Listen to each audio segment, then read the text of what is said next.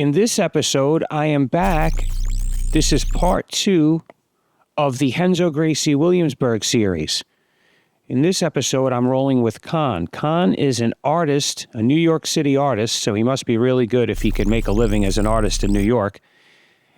And he has over 10 years of training because I know that because I trained with him at Birdman Jiu-Jitsu at least 11 years ago. I believe he's a little bit younger than me. I'm thinking around early 40s, which actually makes a big difference when it comes to strength. But in his case, he is exceptionally strong. We had a conversation where he explained that he is strong, but not athletic as far as, being good at a sport necessarily. But just pure strength, he's definitely has it. So here, he was able to spin me by my foot. I had no connection, so it was a mistake on my part. And then he went to knee on side because I won't give up knee on belly.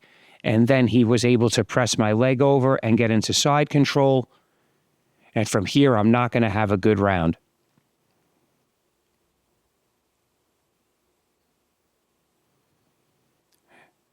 The combination of technicality and strength is definitely hard to deal with.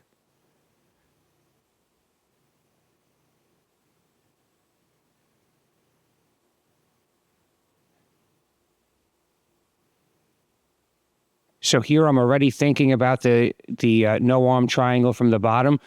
So the first of his attack series looks to be he was trying to pick up my elbow to isolate my arm for the Kimura or armbar. Here he's looking to isolate my left arm to get an Americana. And there he wrapped his arm around my nose to go for the north-south choke. So as you could see, he's not combining any of these things. He's just going from one thing to the other and then using as much muscle as he can to try to finish it. But a much easier way, in my opinion, in my humble opinion, would be for him to start combining his attacks. So you have to put them together. So here he's looking again, probably for the Kimura. And believe it or not, if you go a little bit slower, your movement's not as obvious. When you jump from one thing to the other, your movement becomes obvious. And an obvious movement is easy to defend.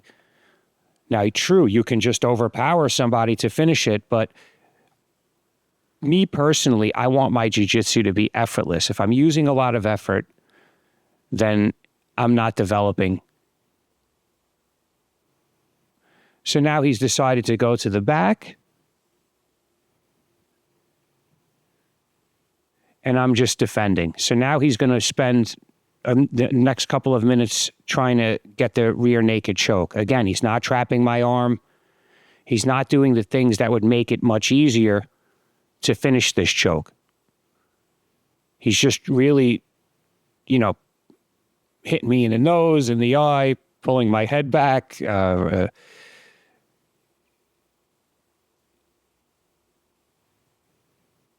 as you could see, the possibility of a choke is limited because he's not combining multiple attacks. If you put somebody on my back and I know they're only looking for a rear naked choke, 9 out of 10 times they're not going to get it.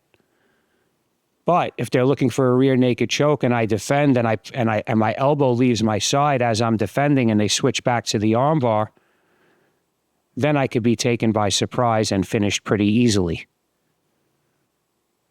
So in this scenario, it's a struggle for me. It's not a good position for me, but at the same time, I'm not using a lot of effort. Again, I feel jiu-jitsu should be effortless.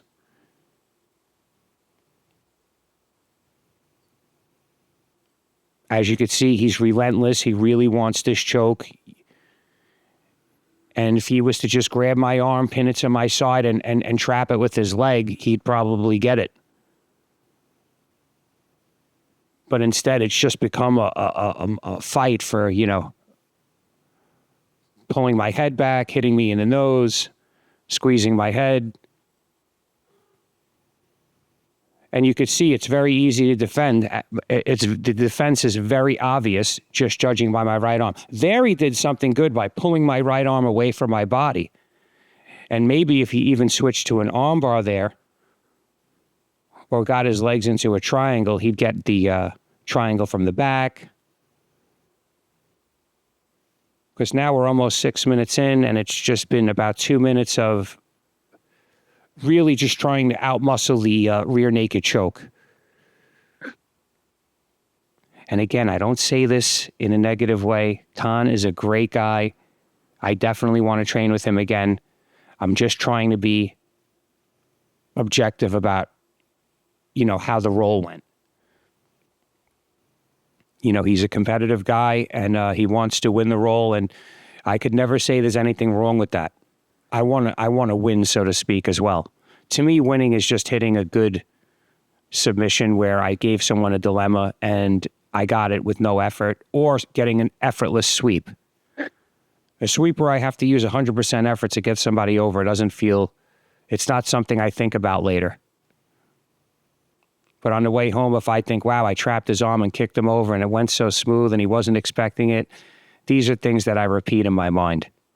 So this is Tom. Tom is a brown belt at the Academy. I think he's either 51 or 52, so he's slightly younger than me.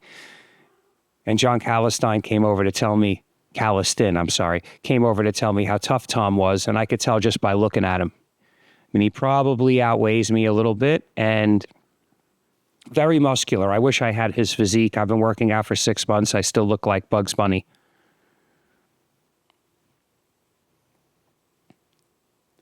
So what I'm trying to do here is my very basic, see how he deals with the leg pummeling without going crazy. I'm not jumping around. I'm not doing my standing pass, running side to side, things that I'm very good at. I'm doing things that I'm more experimental at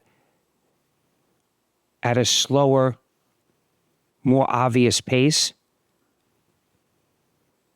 because I'm trying to develop this pass off the knees. And the reason why is I feel like it's harder to get in leg entanglements.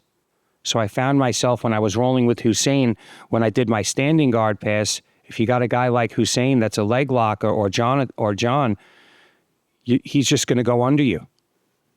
So if I go in with my legs folded, so there I'm doing a little stand-up passing. I put a little weight into him. As you could see, I made sure to keep my legs away from him because I know once I step in, he could find a leg entanglement.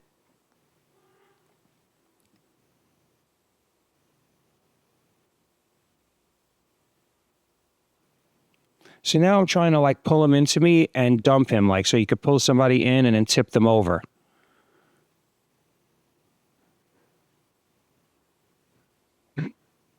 And I keep trying to flank. I never stop trying to get to his side. So he likes this position. He likes the knee shield here. And he's great at it. He's really good. That knee shield is one tough knee shield.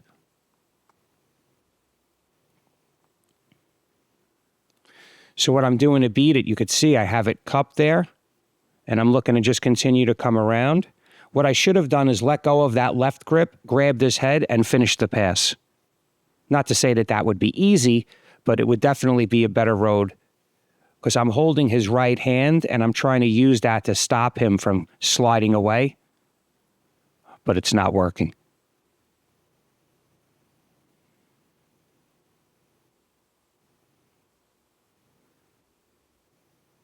So here I'm trying to staple his leg. I was trying to lean on that knee shield and he was able to just pull it out.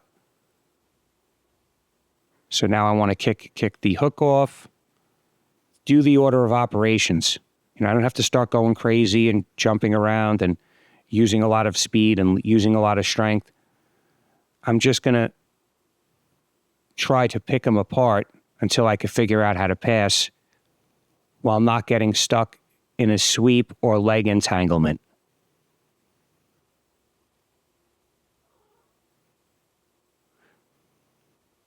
So this is part 2. So part 1 was John teaching techniques, which were amazing. And I actually showed them to the guys at Open Mat today at my academy to try to keep this knowledge going. So there I dropped him to the side. I went to put my leg on his waist, and he was able to make space and keep that knee shield in. So this part 2 now is rolling with some of the students, and part 3 will be rolling with a black belt and John Calliston, who were both very tough rolls. And I didn't know, I don't think I knew anyone's belt until afterwards. This is a no-gi specializing academy. And, well, not academy. John specializes in no-gi. The class after this actually was a gi class taught by Lior.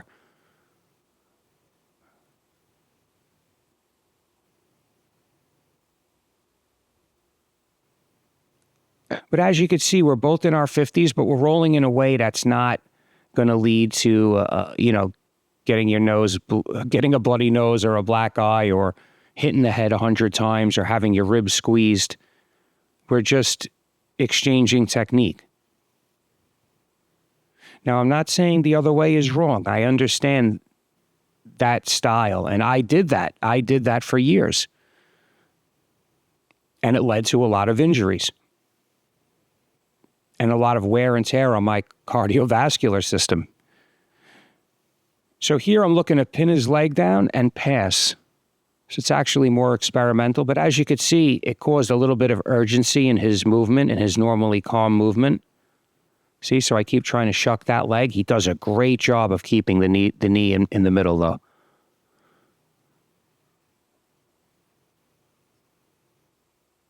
So here I'm trying to just gently put him on his back, kick off a hook, pass. I want him to pick me up. I kind of want to see what he's going to do. So that's when I give the posture, I call it. So when he picked me up, I wanted to jump to one side and create a new angle, but that knee is still in my way.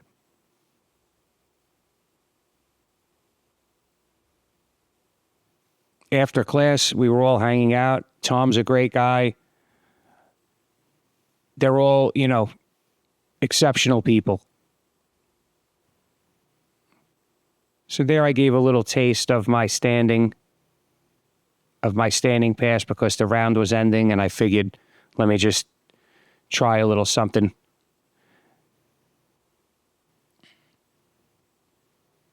So I look forward definitely to rolling with Tom again. And after noticing there's a couple of other guys here that another 40-something-year-old black belt that I didn't roll with that I regret. But we exchanged technique at the end of the rounds. So this is Luciano. I hope I'm saying that right. He looks like a scary MMA fighter type of guy, but he's actually a maritime attorney. So he's a thinker. And he's big and strong, blessed. And a blue belt at a good academy.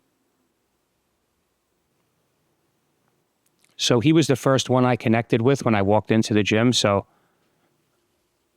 I yelled over to him for a roll. He's going to be super formidable at the higher belt levels.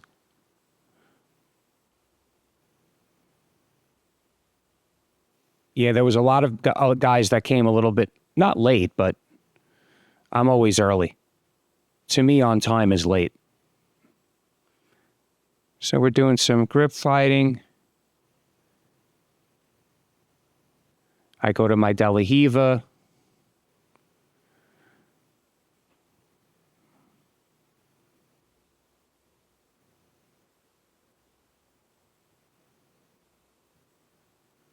So there's the tripod sweep. Anybody that watches the channel knows I hit it quite often. And if you noticed when I did it with him, I did it in a very relaxed manner. I didn't want him to go flying. I don't want to create an attitude in the role that's super competitive.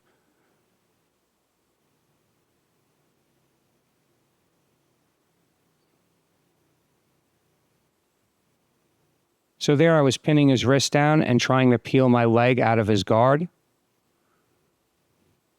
out of his half guard, I should say. Usually blue belts don't have good half guards. I feel like it's something that needs to be developed. I didn't have a good half guard until purple belt. Even then it wasn't good. It was just okay. So there I freed my leg. And I'm in a good position here, like if I wanted to get up and move quickly and shuck his leg and everything, but I'm looking to just be incremental. If I could pass a young, strong guy's guard in a very slow, incremental manner, to me, that's highly developed jiu-jitsu. So here he looked to stand up. I should have just finished the ankle pick. Normally I would. I'm not sure what I was thinking there. So there I had a little K-guard for a second. See, I let him get too much of an angle. That's a mistake on my part, and I pretty much made it in both rounds. I don't identify that I really need to turn my hips more there. I get too casual. I get too relaxed. So here I told him to turn around because I wanted you to see his attack chain and my attack chain defense.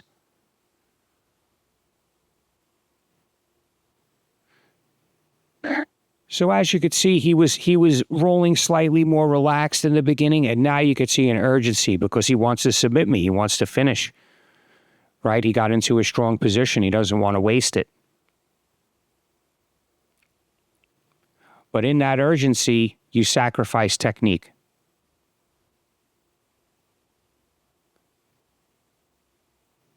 So there he looked to step over into the triangle. I blocked it with my right knee. He even said, wow, that was good.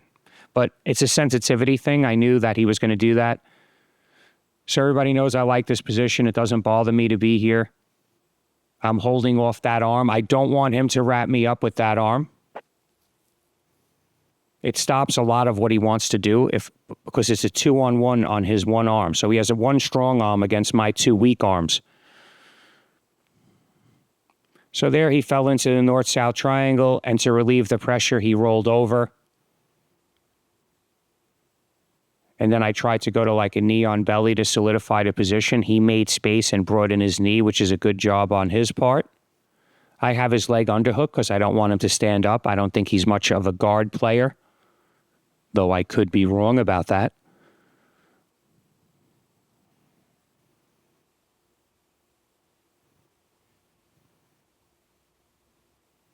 So here he's looking to pull me in. He wants like an arm drag.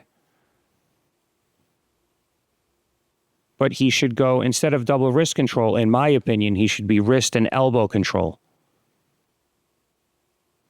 So there it was a reversal. I'm in guard now.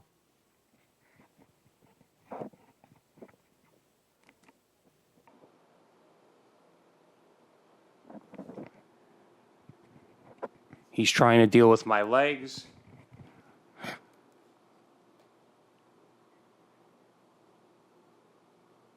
There, I asked him to just move to the middle so we can be in a better camera position for everyone.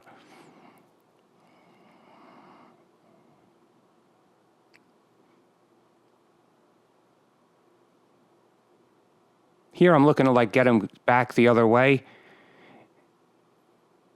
And he almost went right back into the north-south triangle.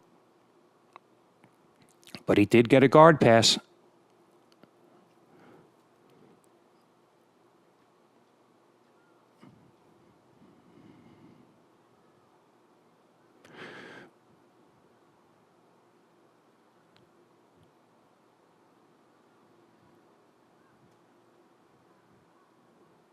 So there he looked like he was trying to set up an Americana, and maybe he gave up on it a little too quick.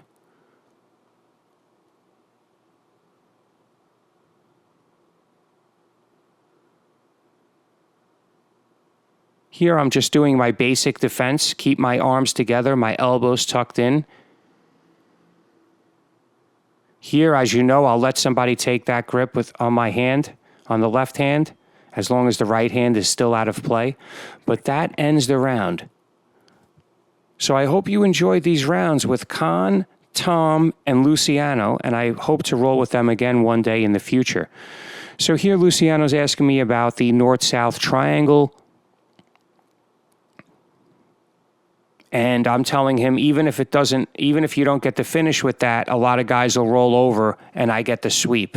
And that's something I noticed later on as it evolved. Oh, here comes Khan. But thank you for watching. I hope you enjoyed I'm going to be visiting Master Skaya after this. Please like, share, and if you haven't already, subscribe.